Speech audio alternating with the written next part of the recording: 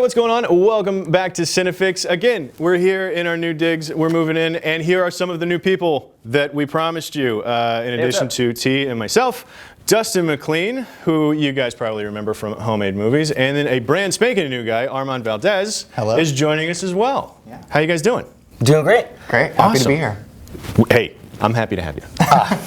Feeling the love. I don't want to speak for both of us, or our audience for that matter. Are you happy to have us here? I'm happy to have you. So don't be dicks in the comments. Yeah, be nice to the new guys. So today, what we're going to talk about, and mostly because the thing that we can't stop talking about is the Batman vs Superman Ultimate Edition. Like when Batman vs Superman hit theater, it was divisive leading up to the movie's release. It was even more divisive when the movie came out. And then this Ultimate Edition, R-rated extended cut, director's cut, whatever you want to call it. And we can't stop talking about that either. So in the context of the Ultimate Edition versus the theatrical edition, what did we think about it? I mean, the general consensus seems to be that it made it better, but it's still not a good movie. So, it definitely there's like made acceptable, it longer. there's theatrical release, and then there's Ultimate Edition. Yeah. Like, it's not as terrible, so that's good. Right. Some of the stuff they added with the peripheral characters made the world a little more concise, but like it was still a sucky movie.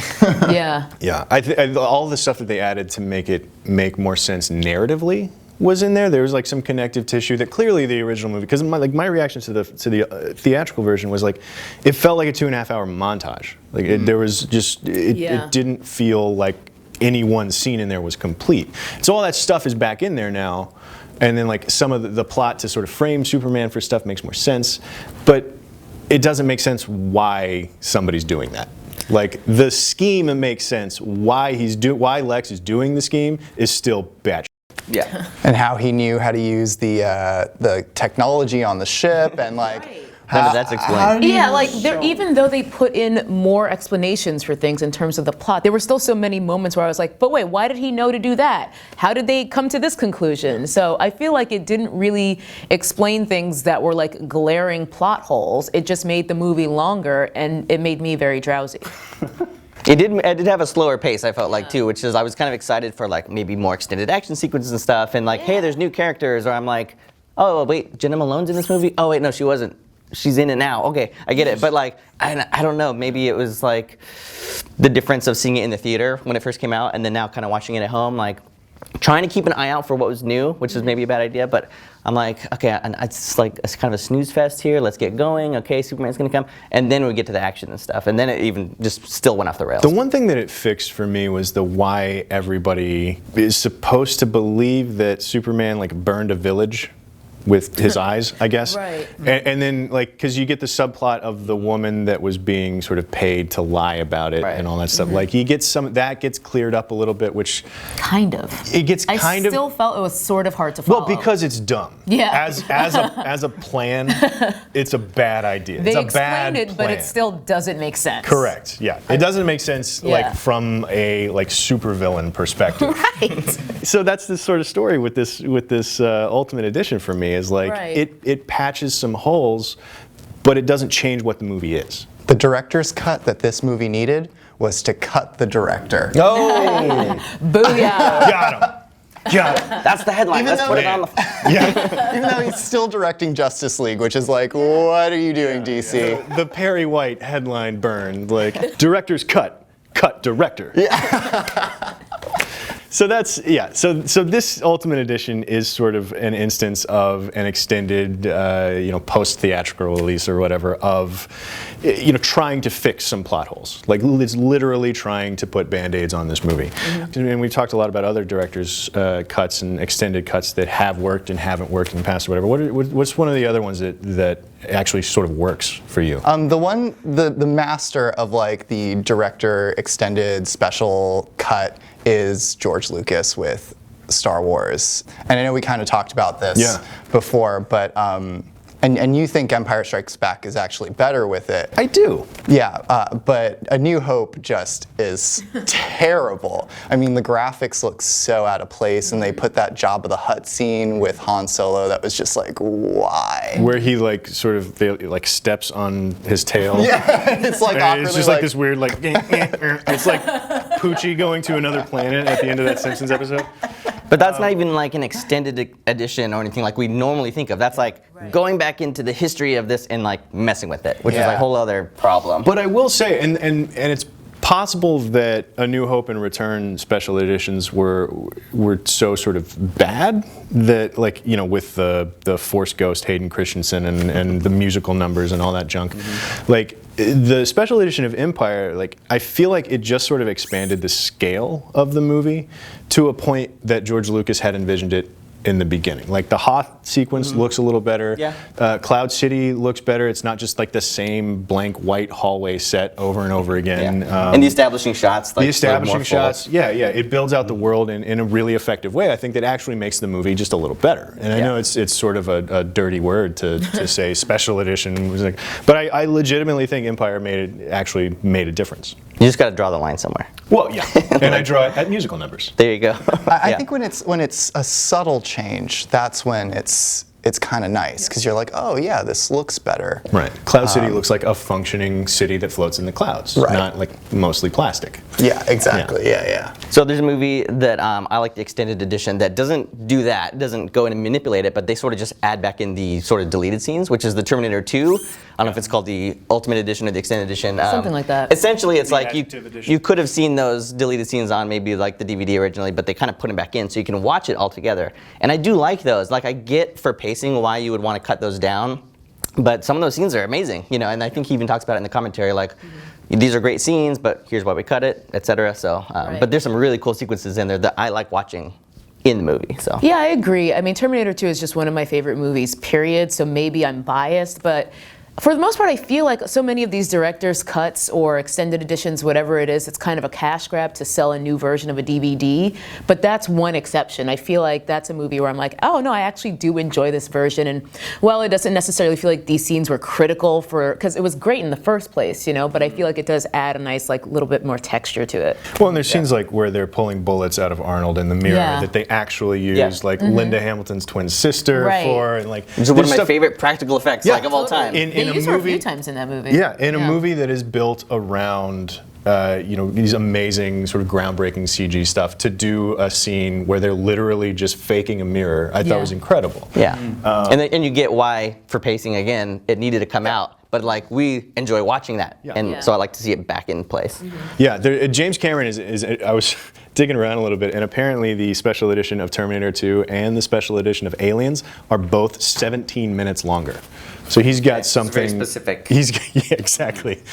It's like What's it's like he's going a on? Freemason or something. Like, I don't know. There's some sort of weird like triangle eye looking at. Avatar extended edition. 17 minutes of extra footage. minutes of footage. I don't want that. Yeah. No. Unfortunately, we're getting 4 more movies of footage from Avatar. So Each with their own 17 minutes more. exactly. But let's talk about Avatar for a second, because Avatar is a movie that was 3+ hours long, and at that point in his career, James Cameron is like, he gets to do whatever he wants, right? If James Cameron had made Avatar 15 years prior, like, would we be getting 30 extra minutes of Avatar on a special edition, or did we get the special edition in theaters? I can't remember. I feel was like there we a probably. longer? I don't know. Was there? I can't remember. See, I feel like if there was, like, I probably ignored it completely, because I was like, 3 hours is enough. Yeah, it's long enough. Yeah, like maybe he had the final say on that. It was like, nope, this is the version. going in. Yeah. I feel like certain directors are at that point. I mean, I would say Martin Scorsese's another one. Wolf of Wall Street was crazy long. I didn't mind that a bit, though. But I feel like he's got the track record now where he gives the studio notes, you know, not the other way around. But studio notes are a thing that there's sort of this is another kind of dirty word type of thing. Like, it's to side with the studio is to sort of be like, you can't be a creative person and like say that the studio notes were a good idea, but most of the time they are. Like, a lot of the time they are, because most of these extended editions are just full of scenes that were fluff. There was like, nothing happens in the scene. It doesn't move anything forward except for the runtime. So it's like, just get it out, and it's fine, because like half of the time these like, watch the extended version. It's like, I didn't even notice anything different. It was just 4 minutes longer. Like, it's fine. That's why I was excited about Batman vs Superman. I'm like, 30 minutes is a lot, actually, because even 5 minutes is like, you can really flesh out some scenes with that. I think the other one too, that's really worth talking about is Ridley Scott and Blade Runner. I've never actually seen the narration version. Like, in the theaters, it came out and Harrison Ford had narration in there that he was so clearly checked out of. Like, it was bad because it was a bad choice to put it in there, and also Harrison Ford knew it was a bad choice, so he like completely phoned it in. And all of Ridley Scott's subsequent cuts of Blade Runner have really been pretty good. Like the final edition, is that what he said? Which I appreciate him being like, we're not doing this again. This is it. We're calling this the final edition, the final cut, whatever it was.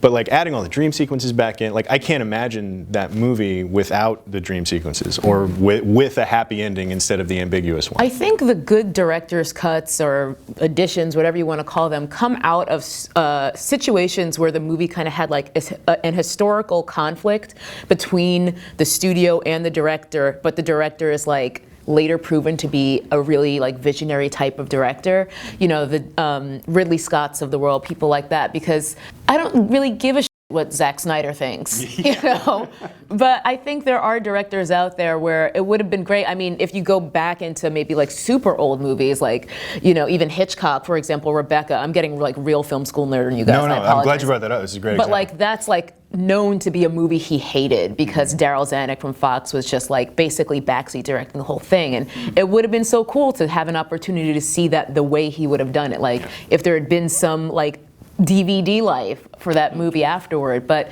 I really think it's that perfect mix of, oh, everyone knows that this movie didn't turn out the way this awesome director wanted. Let's give it another chance. And Rebecca, too, is one where, because Hitchcock very notoriously didn't shoot any coverages. He shot exactly what he wanted, and that was it. Yeah. Like, the movie was cut before he even rolled film on it. So doing that for his first like Hollywood film, Rebecca, like that was just like, no, give us some options. And he's like, What options? not This is what how I it is.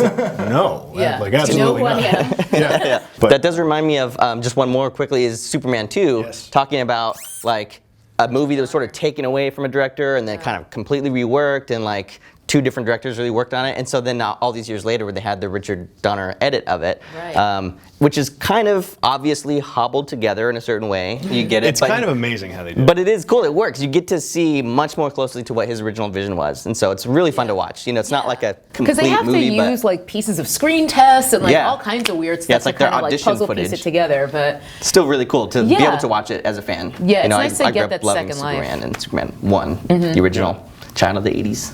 So yeah, I really enjoyed going back and watching them all through, and then watching that version of that one. So So director's cuts.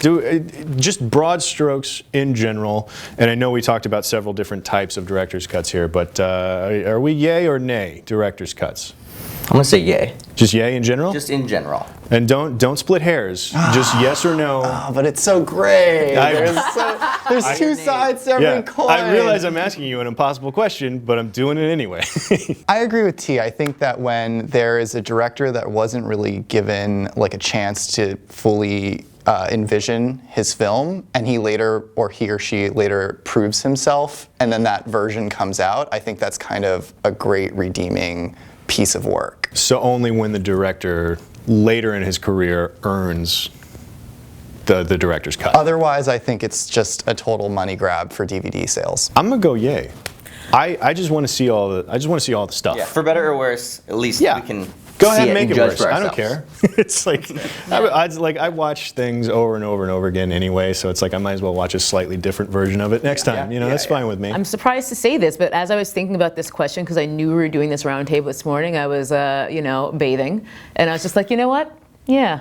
I'm for him, across the board. Because even when it's like, oh, I didn't see the point of watching that, like, it's like you can't even notice a change. It's just like, well, it didn't do anything bad to you, you know? Like, it didn't hurt to watch it. Right. And you don't have to watch it either. Like, even if you hate that director, you don't have to watch the director's It's cut. an optional version of a movie. Exactly, basically. and it's nice to have it out there for the people who are curious and interested. Yeah. So I say, you know what? Like, if you don't care about it, don't watch it. I mean, for every Batman vs Superman that just doesn't change the movie at all, and it's still a bad movie, you get a Terminator 2 that the scenes arguably don't really change the movie at all, but it's still a good movie. I'm happy to watch whatever you got. Did you shoot it? Let me see it. Just throw it in. Just toss it in there. Go ahead. All right, guys. Well, that is what we think about Batman vs Superman and the whole idea of director's cuts and ultimate editions and extended editions and special editions And final editions, especially final editions. So let us know what you think about it down in the comments below. Click like and subscribe and stick around Cinefix for more from us in our new digs and with our new people. And we'll see you next time. You know what we missed? The Lord of the Rings extended editions. Too much. That's a whole other episode, man. Okay. God damn, how did we forget those? Yeah. Someone's going to come after us. Oh, well, now this is definitely going to be in banter because like then nobody. It's like, all right, well, you have to watch through the banter, and then we did mention it.